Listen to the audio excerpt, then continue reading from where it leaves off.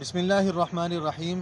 یہ H11 اسلام آباد کا قبرستان ہے۔ آج اتفاق سے ہمارے G11 مرکز کے ساتھی ہیں شاہد صاحب ٹاپ لائن والے، ان کے بڑے بھائی کی فوتگی تھی، ان کا جنازہ ہم قبرستان میں لے کے آئے۔ تو اسی دوران ہمارے G10 سے دوست ہیں انوار بھائی، ان کی والدہ کا جنازہ بھی یہاں پر پہنچ گیا۔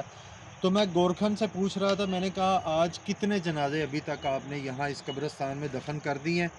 تو وہ کہنے لگا کہ اس وقت تک ہم 13 جنازے دفن کر چکے ہیں، نہ جانے اب رات تک کتنے اور جنازے اس قبرستان میں آئیں گے۔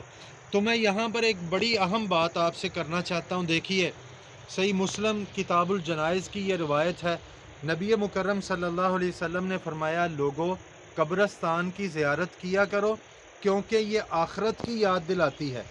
اب یہاں پر میں یہ سوال رکھنا چاہتا ہوں کہ کون سے قبرستان کے متعلق نبی صلی اللہ علیہ وسلم نے فرمایا کہ بندہ اس قبرستان میں جائے جس سے بندے کو آخرت یاد آئے، اپنی بھی قبر یاد آئے۔ یقیناً وہ ایسا ہی قبرستان ہوگا جہاں پر کچی قبریں ہوتی ہیں، جس مٹی کو دیکھ کر بندے کو یہ احساس ہو کہ ایک دن آنا ہے، اس مٹی کے نیچے میں نے بھی آنا ہے۔ ورنہ ادروائز ہم دیکھیں تو اسلام آباد کا یہ جس طرح قبرستان ہے، یا ہمارے معاشرے کے اندر جس طرح کی قبریں اور قبرستان بنتے ہیں، یہاں پر تو ایک میلے کا سما ہوتا ہے۔ یعنی خواتین آ رہی ہیں، سپارے ہاتھوں میں پکڑے ہوئے ہیں، لوگ قرآن مجید پڑھ رہے ہیں، پکی قبریں بن رہی ہیں، ماربل لگ رہا ہے، مستری لگے ہوئے ہیں، کیسٹیں لگی ہوئی ہیں، جناب پھولوں کے درخت لگائے جا رہے ہیں، باقی لگائے جا رہے ہیں۔ تو میں آپ کو ایک حدیث صحیح مسلم کتاب الجنائز کی ہی روایت سناتا ہوں۔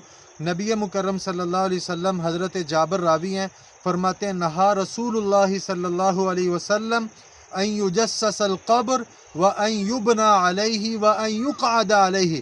حضرت جابر فرماتے ہیں، نبی صلی اللہ علیہ وسلم نے منع فرمایا ہے کہ قبروں کو پختہ کیا جائے۔ حدیث کے الفاظ ہیں، حضرت جابر فرماتے ہیں نبی صلی اللہ علیہ وسلم نے منع فرمایا ہے کہ قبروں کو پختہ کیا جائے، اسی طرح قبر کے اوپر کوئی عمارت بنائی جائے اور قبر کے اوپر مجاور بن کر بیٹھا جائے۔ آج ہمارے معاشرے میں یہ سارا کیا ہو رہا ہے؟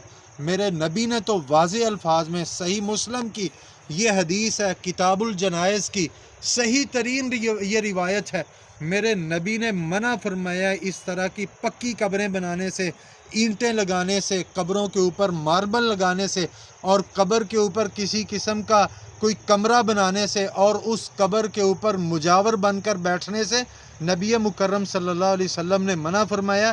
لیکن آج ہمارے مسلمان معاشرے کے اندر کیا ہوتا ہے؟ آئیے اس المیہ کو سمجھیں اور حدیث کے مطابق اپنے جتنے بھی دنیا سے جانے والے پیارے ہیں ان کی قبروں کو کچا بنائیں اور اللہ کے حوالے اور اس مٹی کے حوالے کریں، اور ساتھ ہی اللہ سے دعا کریں کہ یا اللہ میرے اس عزیز کی قبر کو تو جنت کے باغیچوں میں سے ایک باغیچہ بنانا۔ جزاکم اللہ خیرہ۔